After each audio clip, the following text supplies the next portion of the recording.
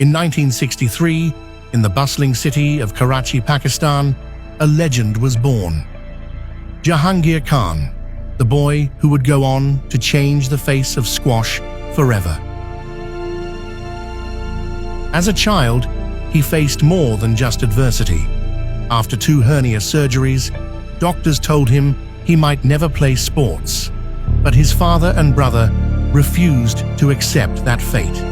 With quiet strength, they trained him, not just with care, but with purpose.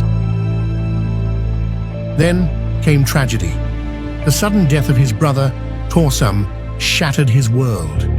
But from that heartbreak, Jahangir rose, turning grief into relentless drive. And what followed was nothing short of extraordinary.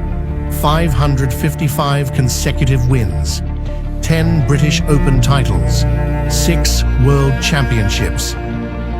Not just victories, but total domination. Guided by family, forged through pain, and powered by unshakable resilience, Jahangir Khan became the greatest squash player the world has ever seen.